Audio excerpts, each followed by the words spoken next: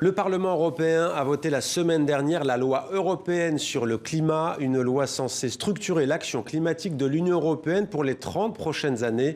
Un homme est au cœur de la bataille écologique qui se joue en ce moment au sein de l'Europe. Pascal Canfin est avec nous en direct de Bruxelles. Bonsoir Pascal Canfin, merci beaucoup d'être avec nous sur TV5 Monde. Vous êtes député européen La République En Marche, président de la commission environnement, santé publique également et sécurité alimentaire.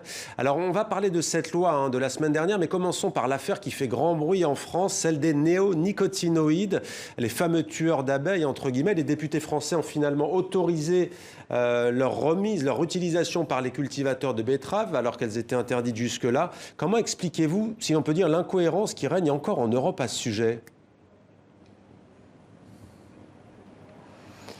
Alors, il faut savoir que sur ce dossier, la France est le pays qui est allé le plus loin en Europe.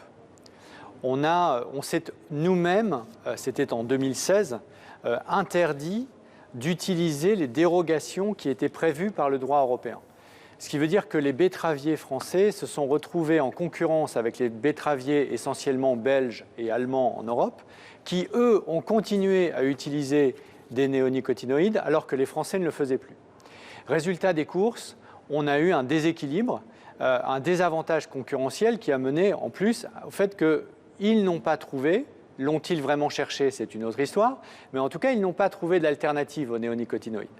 Et donc la décision qui a été prise par l'Assemblée nationale la semaine dernière, c'est au fond de remettre la France, non pas en arrière, mais d'enlever l'avance qu'elle avait prise et de la remettre au niveau du droit européen.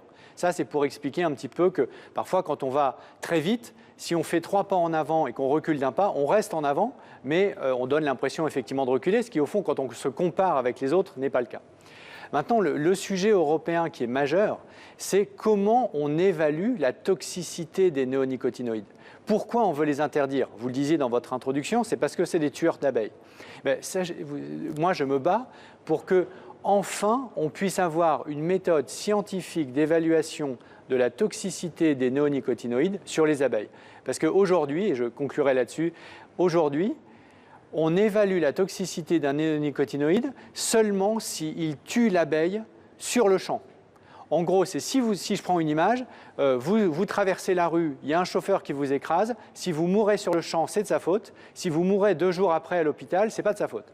Aujourd'hui, c'est comme ça qu'on évalue la toxicité des pesticides sur les abeilles. Ça, il faut le changer et ça, c'est une bataille européenne que je mène en ce moment. Mais très franchement, Pascal Canfin, on le voit très bien avec cette affaire, c'est toujours un dilemme au fond finalement, l'écologie.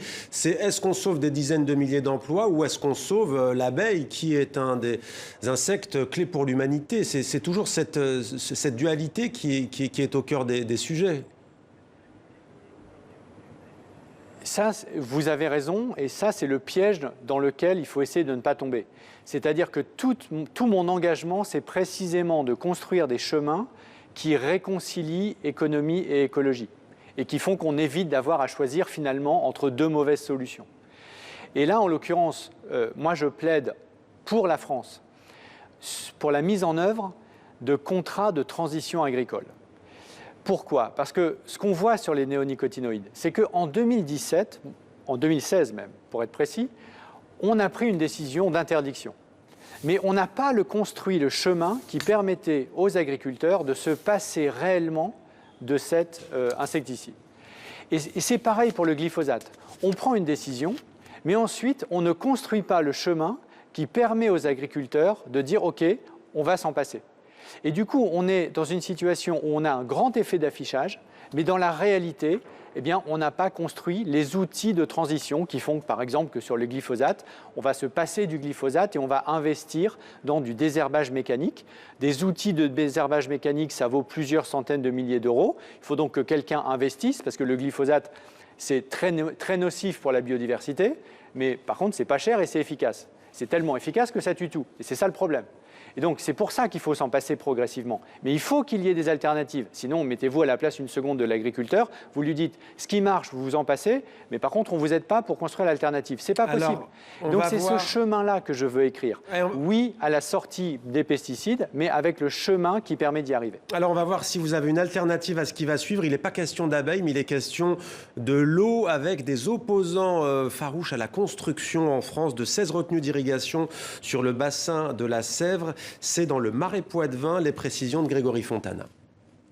L'agriculteur, l'écologiste et les bassines, ou la fable des temps modernes dans le Marais Poitevin. Chaque été, c'est de pire en pire, il y a de moins en moins d'eau. L'agriculteur ne peut plus arroser ses champs, son frère éleveur ne peut plus nourrir ses bêtes. Ce qui risque d'arriver, c'est qu'il y en a un de nous deux qui s'en va trouver un métier ailleurs et puis l'autre fait que des céréales. Donc là, plus d'élevage, on arrête tout ça. Le fumier qui est là, qui nous sert d'engrais pour les champs, il n'y en aura plus. Ce sera de l'engrais de synthèse derrière. Alors pourquoi ne pas stocker l'eau en hiver pour mieux s'en servir l'été en créant d'immenses réservoirs à ciel ouvert, ces fameuses bassines, 16 au total. Le principe, c'est qu'en fait, on va remplir cet ouvrage l'hiver quand il a beaucoup plu. On est entre novembre et mars. On ne pourra remplir que si la nappe qui est à quelques mètres dessous est en débordement. Sur le papier, cela semble être la solution idéale. Sur le papier seulement, pour l'écologiste qui dit non. Pour lui, ce jeu des vases communicants est bien plus pervers. En allant puiser l'eau dans les nappes phréatiques et les rivières, dans seulement 10 ans, il n'y aura plus de marais dans la région. C'est clair que quand on est sur le marais et qu'on voit ce niveau qui est 45 cm en dessous ce que devrait être le bon niveau d'eau, là on est au niveau de l'argile. Ça veut dire que quand on est au niveau de l'argile, la terre de surface, la terre noire, elle n'est plus du tout alimentée par l'eau. Pour les opposants, c'est d'autant plus absurde que le projet ne va bénéficier qu'à 8% des agriculteurs de la région, des céréaliers les plus gourmands en eau. Il est anormal et injuste que certains, une minorité, s'accaparent l'eau et cela confisque à tous les autres pour la garder, pour en plus pratiquer des cultures qui sont loin de nourrir les hommes du coin. Si la guerre de l'eau n'est pas nouvelle dans le Marais Poitevin, aujourd'hui elle cristallise toutes les attentions et attire élus, politiques et personnalités de la France entière où les projets de ce type se multiplient. Pascal Canfin, franchement, les arguments des deux camps s'entendent. C'est quoi l'alternative dans cette affaire ? Là encore, vous me permettrez de ne pas me prononcer sur ce projet en particulier que je ne connais pas, mais de manière générale, c'est au fond la question de l'adaptation de notre agriculture aux impacts du dérèglement climatique. Et ça, je pense qu'on a deux options, on a deux chemins. Soit c'est en permanence sur tous les territoires le conflit qui va prévaloir. Vous avez cet exemple-là, il y en avait un autre dans le sud-ouest récemment, et vous allez les multiplier. Soit on arrive à mettre les agriculteurs, les ONG, les élus locaux, les consommateurs et la grande distribution autour de la table sur ce sujet-là. Comment on adapte nos pratiques agricoles au changement climatique ? Parce qu'on le sait, ça ne fera qu'empirer. Et là, c'est vraiment un modèle de société. C'est soit on est sur un modèle de conflictualité, de tension, et ça se multipliera absolument partout, parce que l'exemple que vous avez donné, il sera valable absolument sur tout le territoire français, peut-être même pire encore à d'autres endroits, soit on arrive à construire ce modèle que moi j'appelle de mes voeux, qui est le contrat de transition agricole, où on sait ce que chacun doit faire, doit aussi arrêter de faire. Par exemple, certaines cultures qui ne reposent que sur l'irrigation avec d'énormes quantités d'eau, on peut peut-être se dire non, on va arrêter de les faire parce que dans un monde soumis, dans une France soumise à l'impact climatique, c'est plus raisonnable.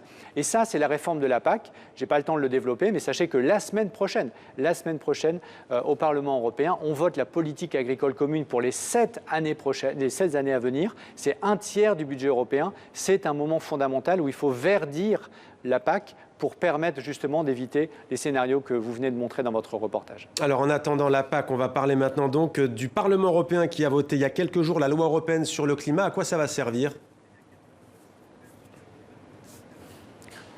Ça va servir précisément à éviter la situation que l'on voyait dans le reportage, à savoir la multiplication des événements climatiques qui vont devenir de plus en plus fréquents et de plus en plus extrêmes. Évidemment, on a tous en tête ce qui s'est passé il y a quelques jours en Italie et dans le sud-est de la France. Pour éviter que ça devienne notre réalité, de plus en plus, ce qui est évidemment dramatique sur le plan humain, sur le plan environnemental et sur le plan économique, il faut absolument réduire massivement nos émissions de gaz à effet de serre.